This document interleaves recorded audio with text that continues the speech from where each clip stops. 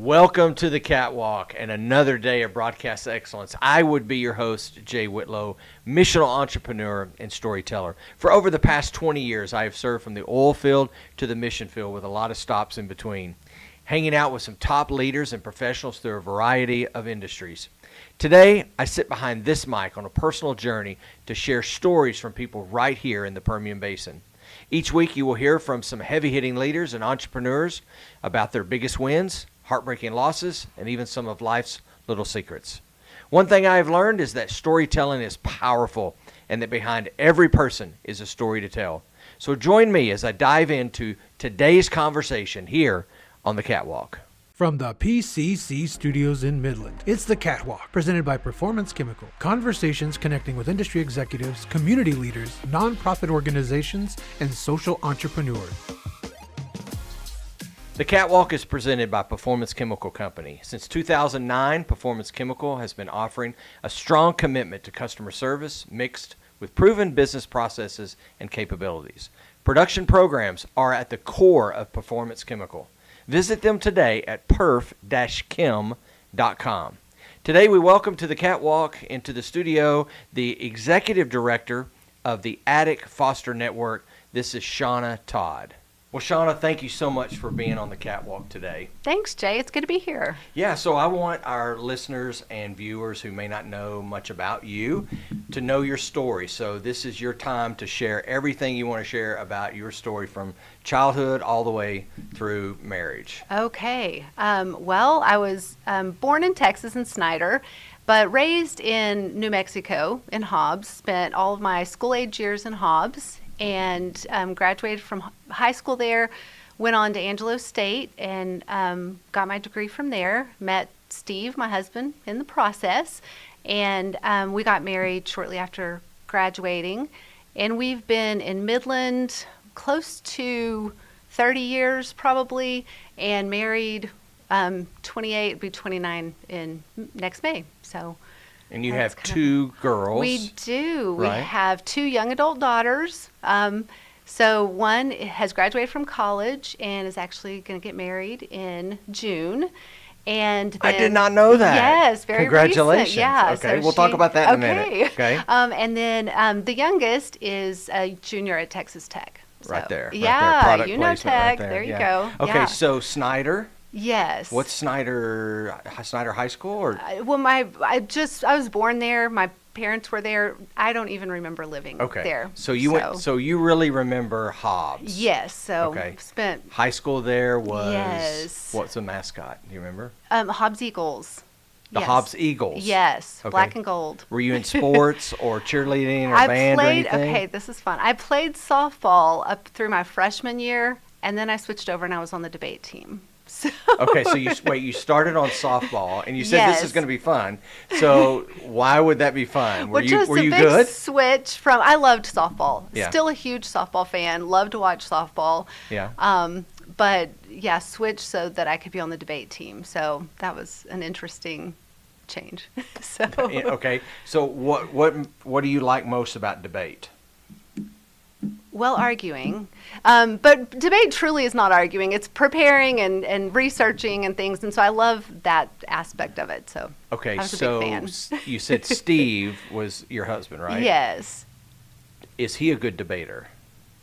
Because you He- like to argue. Well, he doesn't. debate. Yeah, he doesn't love to argue. So he doesn't really engage us so much. He's Okay. like super chill, easygoing guy. So that's a fun dynamic that we have. Okay. I tend to be the more argumentative of us. So that's kind of the same thing in my family, maybe. Right. So most people may not know we're neighbors, We are neighbors. right? So yes. you live behind me. I do. or kind of to the side there. And I'm the one that doesn't mow very good and keep the alley clean and stuff. So if you write the homeowners, you would probably write about me. Okay, so you said you had two adult girls, and Yes. both of them went to school with my kids. Yes. So we've kind of seen that progression. Yeah, same age. And so the oldest is getting married. Yes. Where did she go to school?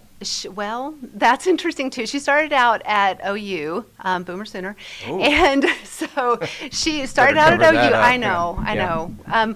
She started out there and then ended up transferring. She actually graduated from Angelo State also. Okay. So, yeah. Rams? Yeah, yes. Rams? Yes. And Reese, my middle, went there. He's now at Tech, Okay, so where your youngest is. Yes. Okay, so what is she studying? What is the youngest studying? she's actually working on her degree in psychology. Psychology. How much longer does she have?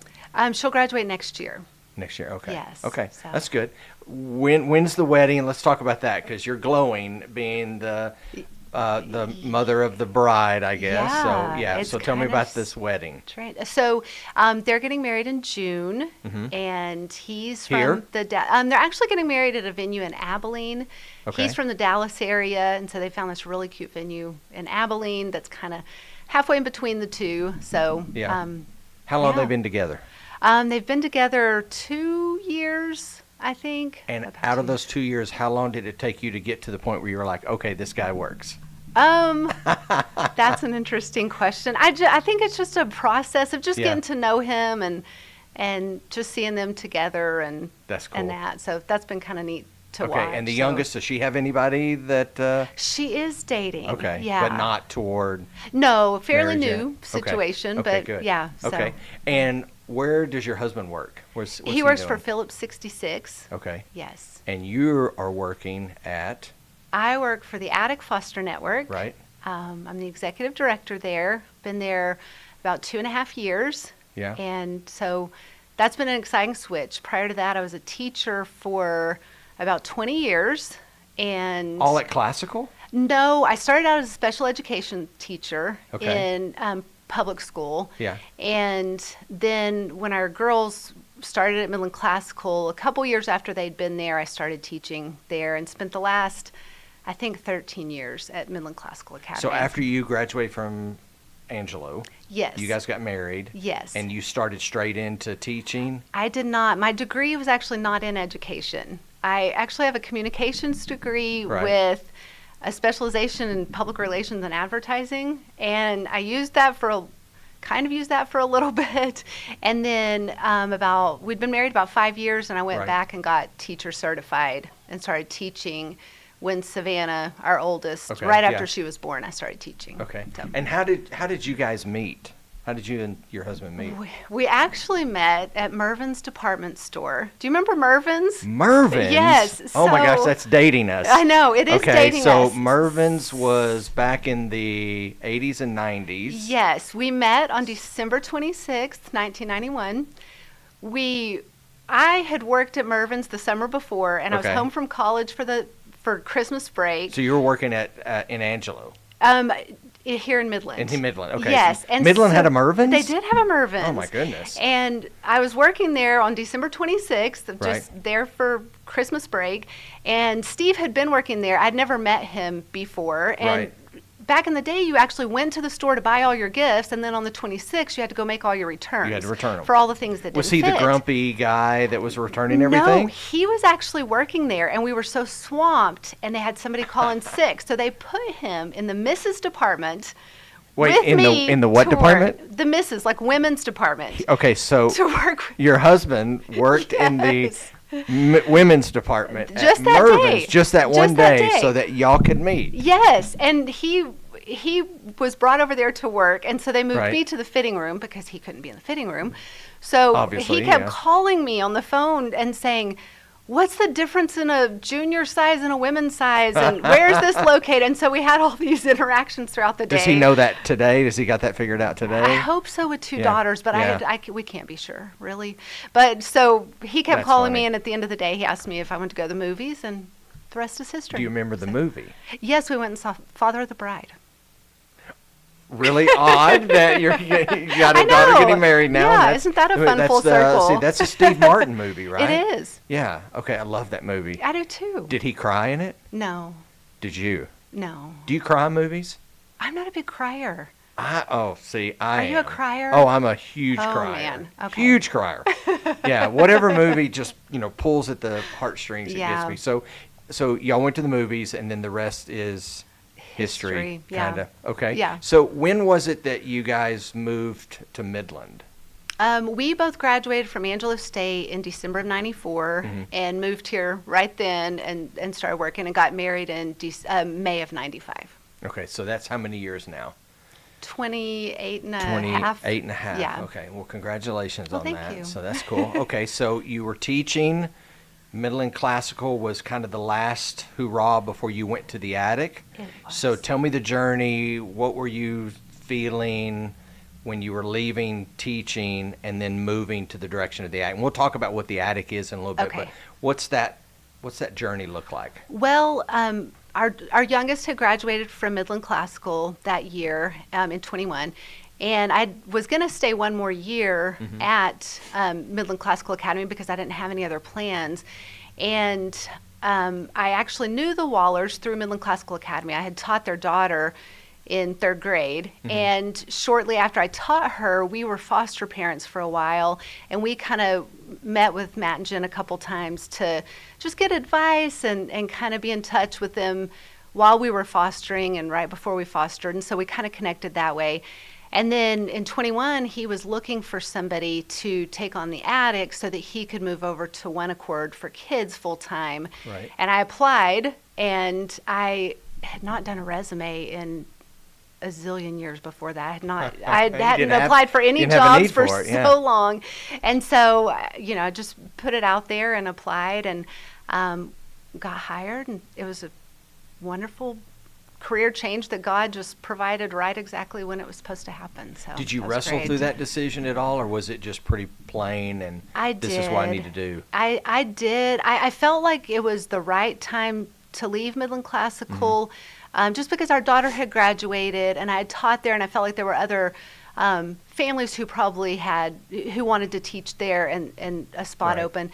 But I had no idea what I was going to do, and so it was the perfect switch to get to do this work. Classical was a great experience for our family. I'm sure it was for yours too, but Yes. we kind of felt the same way. My wife was teaching at Yeah. Classical, I think, with you. Yes. And our kids are kind of the same ages, and so when the last one, I guess the middle child, kind of moved out of that role, there was no need for us to do that because it is kind of, I love the model. I've had one of the faculty members from Classical on before, and he kind of shared the model of it, and I love that. And I love that you moved from Classical into the attic role. We've had Matt Waller, and Matt and Jen started that attic. So for those that don't know much about what the attic is, because I know we've got a shirt here, and I love the phrase, the Attic Foster Network. So tell me, what is the attic? Where did it start? And Okay. why is it a network? Okay. The attic started by Matt and Jen Waller, and they were foster parents. And Matt tells the story so much better than I do because it was his life. But they were fostering, and Jen had said, "Hey, Matt, go up to the attic and get a car seat." So he goes up to the attic, comes down with a car seat, and she says, "That's not the car seat I was thinking of." So he goes back up to the attic and brings down another car seat, and she's like, "That's still not the car seat I was thinking of." And he was like, "Unless you're thinking of another attic, we don't have that car seat." And it made Jen think there must be a way for foster families to trade resources among themselves to prepare for kids in care. And so they started a Facebook page just for that purpose. Right. And once they got involved in it, they realized that the foster crisis in our area was real, and there was more to do than just trade resources. And so they took the plunge and took a leap of faith, really, just to start our community closet. So the attic still operates the community closet that they started. But then Matt and Jen realized that the needs were so great and decided to engage churches in that so that they could really make long-term change for kids and to bring the church alongside in helping with that. So that's kind of how the attic was started. The network truly we're a bridge organization, so we connect all of the foster care agencies in our area, including CPS caseworkers, Buckner, High Sky, TBHC. we try to connect churches and those agencies with whatever resources they may need. And so it's kind of a network of just being able to figure out what resources are needed and find who can provide those resources and bring it alongside. Okay, so the attic doesn't families. really place foster. The We do attic not. provides necessary items and resources for those families. Yes. Okay. Yes. About how many clients do you see or have you seen? And first off, how long have you been with the attic? I've been there about 2.5 years. 2.5 years. Okay. Yes. So in 2.5 years, about how many do you see? Do you see some of the same people regularly, or is it a new crop of people that come through that are fostering? And what do you say to that? Some of them are repeat families that we serve in different ways. Last year I think we served about 1,250 families. We'll serve more than that by the end of this year. Wow. Through our community closet. But in addition to that community closet, we also do foster parent night out and some other programs like that we also serve children through, and those would be families that continually come to that. The interesting thing is the families we're serving right now are not really, the majority of them in our area are not traditional foster families. We're serving a lot of families who are kinship and relative placements, so that's aunt and uncle or grandma and grandpa who have taken in relative kids because Right. mom and dad can't help them. And so we try, and a lot of times those families are in the same socioeconomic situation as the family where the children were removed. So we try to come along and provide resources so that the children can stay in that placement with their families and still have that connection. So Okay. we're seeing a lot of that. And we're also serving families who may have an open CPS case, but they're still at home with mom and dad. And we're able to help with resources for that so that they can stay at home with mom and dad if at all possible. So Okay. it's a little bit different than what a lot of people think about with the So kids in care. traditional would be just say you and your husband say we want to foster a child, and you go through the paperwork and the process, Right. and you get placed with a child. Yes. Can you adopt that child? Is that part of the foster network that you work with? Can you do that? If a person chose to do that, could they adopt through the foster? Yes, if they're licensed to foster and the child becomes available for adoption, Then they they have could. the right to Okay. adoption. Foster care is intended to help to give time for families to fix whatever problems they had so that children can be reunified. So the goal of foster care is to reunify the children with their families. But when that's not possible, then we do want children to be Adoption adopted could be. for Okay. sure. So you handle traditional and you said kinship? Yes, so Okay, and that's the kinship family. placements. So if I've got a brother or sister that has not been placed somewhere, you try to keep them together, or a cousin or something of that nature? So a kinship placement would be more like mom and dad are investigated by CPS and the children can't stay with mom and dad. Mm-hmm. So grandma and grandpa are willing to take them To in. take them on, okay. And so that's what we consider a kinship placement. And so the kids can stay together and stay with grandma and grandpa. And those needs for those families, the need to support them is huge because like when Steve and I were foster parents, we were prepared because we had gone through the classes and set up the room and Right. and prepared ourselves. But when you get a call in the middle of the night because the children are being removed and they're taken to aunt and uncle or grandma and grandpa, they're not prepared to take in additional kids at that time. They weren't planning on doing that. And so it's important for us to come alongside them and help them get stabilized once the kids are placed. So that they can, Okay, that makes sense now. Okay, so if there's a church or a business, somebody listening, what's the best way for them to get a hold of you? Okay, the easiest way is to email me at shauna@theatticfn.org. The FN stands for Foster Network. Okay. Or they can reach out via our website, which is theatticfn.org. And I receive all correspondence through that too. Okay. So they can Well, I reach want to out. know why this profession that you left teaching to go into this. So why working in a foster network? We were foster parents for a while, and we know the need in our community is great, and just it's something that has been on my heart for a lot of years to Right. serve kids and families in crisis, and so it was a great fit, and it's been a really great opportunity for me able to be able to do the work that I get to do. What do you think is next for the attic? Like, say, in the holiday season, do you have some needs that are immediate right now that people could help give toward? Sure. Right now, we are working on Permian Basin Giving Tree, and we partner with One Accord and also with DFPS to put that on. And we'll serve, last year I think we served about 350 kids through that. And this year we'll serve a similar number of kids, and we do toys and clothing for those children. Sure. So an individual or company who wants to donate toys or clothing toward that is welcome to and can reach out. We also have the trees put up in the Odessa and Midland malls that have ornaments on them that have kids on them that somebody can go and buy for a child. And that will go to the Permian Basin Giving Tree for that day as well. Can you purchase specifically for what their needs are? Or is Yes. it just randomly? It'll have, each one of those ornaments has a child's age and some toys that they're interested That in you and what can size give. clothing they would wear. Okay. So- You mentioned One Accord a couple of Yes. times. What is that? Is that an extension of the attic, or is it a separate entity, or is it a separate business? It is a completely separate nonprofit that does work. We do church engagement in the community, and they do some more community engagement sides of things. And we serve similar families, so we work together a lot.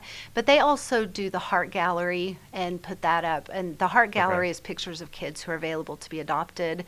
And so they do some different types of programs, but we work closely with them. Okay.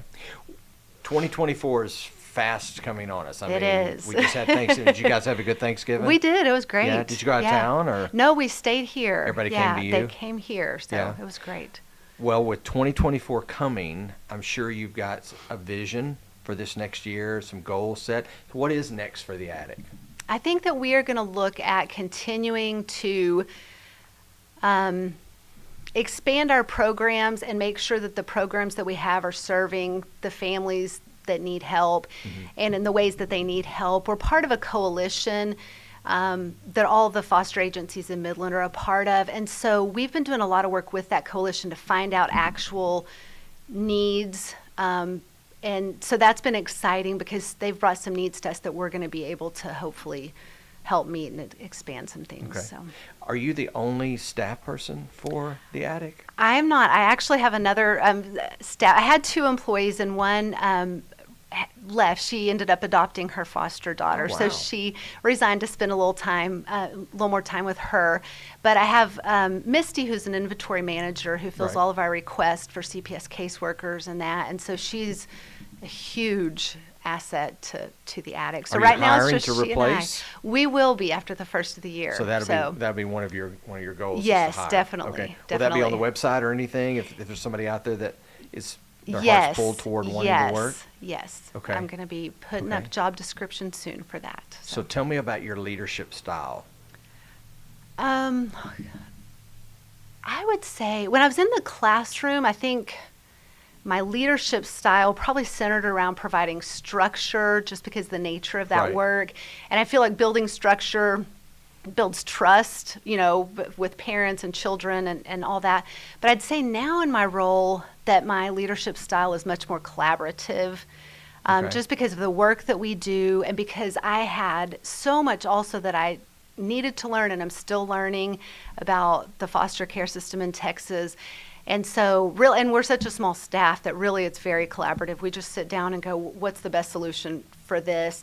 And then we also collaborate with other agencies to figure out what they're doing and how we can combine resources to best help families. So I'd say collaborative. Is there a book or maybe a podcast or somebody that you listen to, that you read, that helps you with your leadership style or that you try to imitate? I've read a lot of books. I'm a big reader, love to read. I hate to and read. do you really? Yes, I hate to read. Oh no, I just don't understand. If you could read to me, I would love that. Well, or yeah, listen to it yeah. on tape. So. And I try to do audiobooks some, but I can't. I'd rather just read it. But I've read books like The 7 Habits of Highly Effective People and things, but and those are helpful. And I try to kind of keep that at the forefront, so I'm just reminded of trying to become a better leader. Right.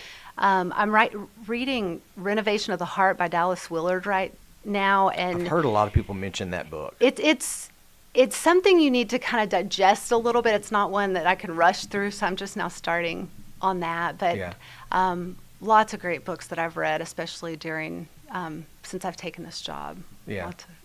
So What's next for you? I know you got a new wedding coming up. You're going to have a son-in-law. Yeah. You got a youngest about to graduate in a year or so. But what's next for Shauna? I think just continuing to do the work that I get to do with the attic, as long as, there's work to do, and seeing where that goes. And continuing to be a mom to young adult kids. It's different. Like y'all are. It is it's very different. I would love to have that conversation about how you're dealing with young adult there's a whole lot to it, and nobody warns you, do they, about how different it is? They always say there's books for when they're toddlers and when they're junior high and all that. But now they're on their own and still calling and asking for stuff. I don't know if your girls call and ask for advice or whatever, but mine sometimes will and sometimes won't. So they do, and just navigating that with grace and figuring out. It is. Yeah. So. Okay, a couple fun questions. Okay. All right. Are the Christmas decorations up? Yes. Who puts them up? Well, normally we kind of do it together as a family, but now since everybody's everywhere, I kind of did it before everybody got there for Thanksgiving this year because I wanted it. Did anybody get upset over that? No. Now I'm realizing all these years I was probably forcing them to do that, and they didn't want to. Do your girls have like their ornaments from like year to year from when they were little? We have. We have. Do they still put those up or? Not this year. Some of them took. They each kind of took some ornaments out of the ornaments we have and took them to do their own trees, and so So Addie has some at her apartment. When do the ornaments go down? Oh, probably. If you're a debater, this is a great debate question because I've had so many guests on that take them down the second Christmas Day is over with, and some leave them up to like the 10th of April. Not April, January. Yeah, it's like April. They really are having problems. I like them up kind of early, like at Thanksgiving time. But I kind of like them down like right after Christmas because then I get before New Year's? Yes, because then between Christmas and New Year's is my now I'm ramping up for the new year. That's like goal setting, reading, figuring those things out. And so that's kind of how I'm wired. Do you guys go on like a marriage goals, vision retreat or anything? Have you ever done anything like that? We, not an organized retreat. We go to the mountains every summer and kind of spend some like downtime, like goal setting and spending time together figuring out what's next and things like that and planning together. So that's what's the weirdest thing in your fridge? Oh gosh.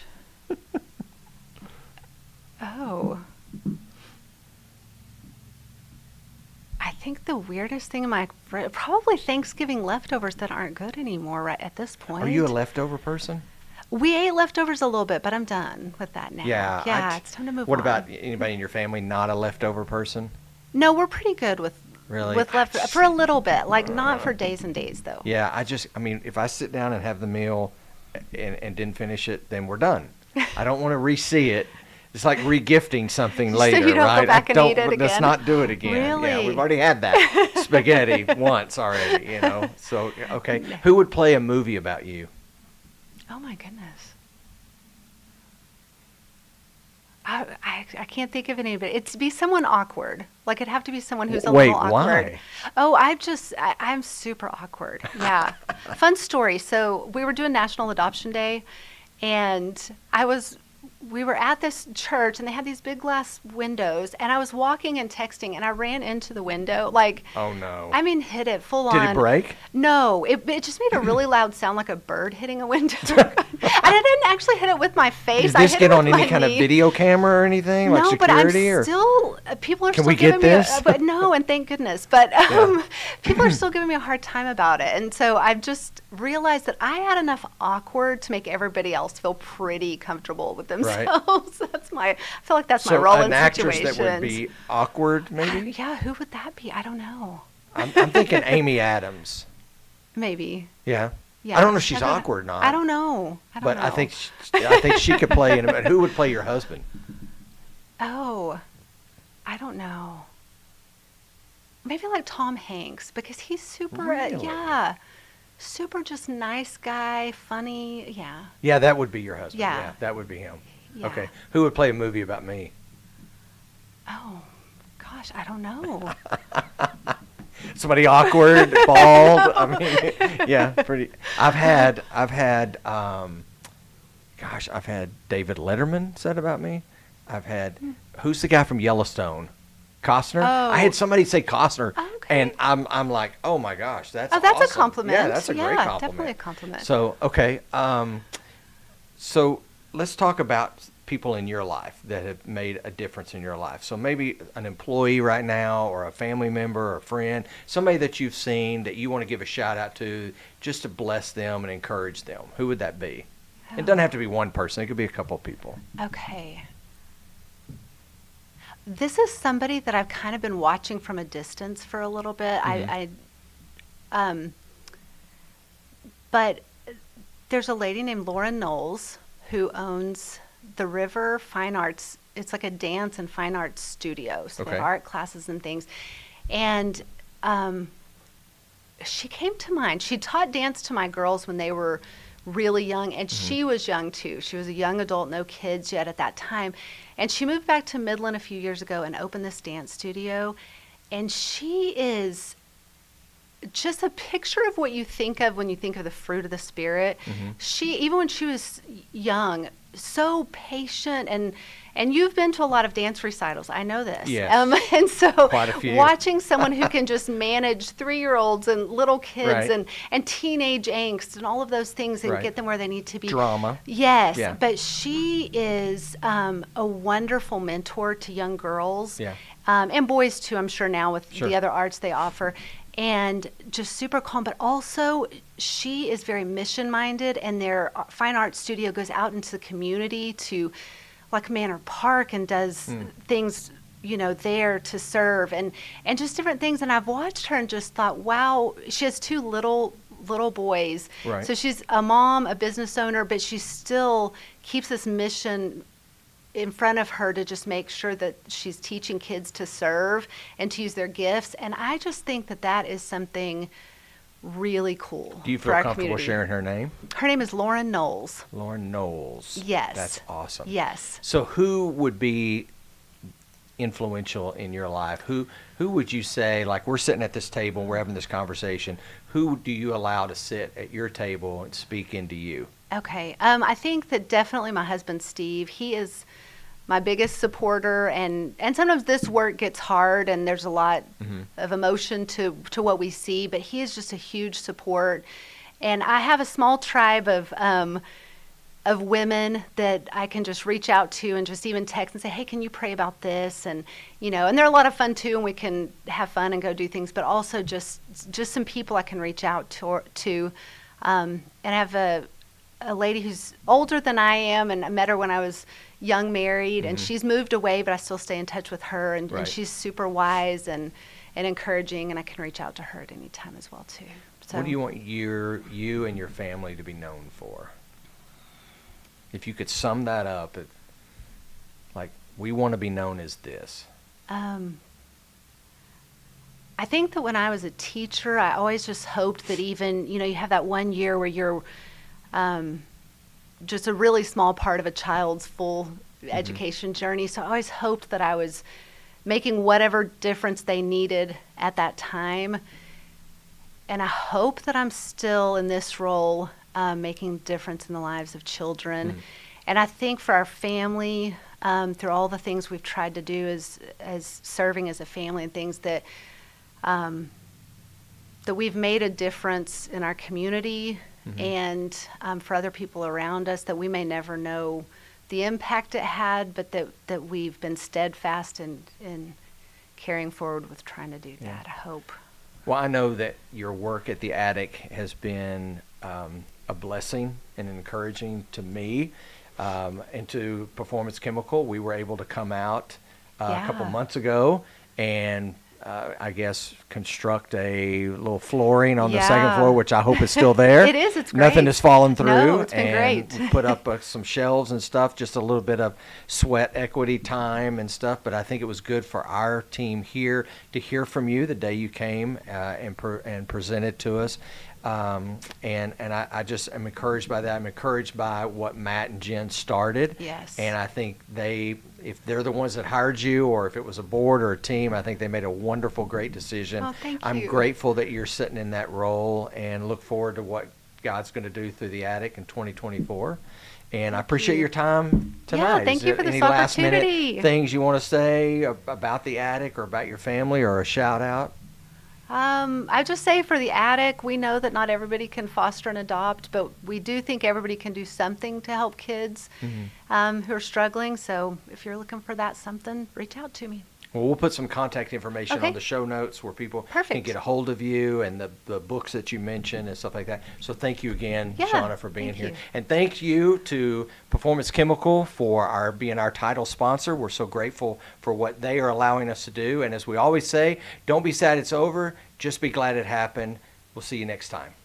Thank you for joining us. Drop us a line at media@perf-chem.com. Thanks to our title sponsor, Performance Chemical. How you get there matters to us.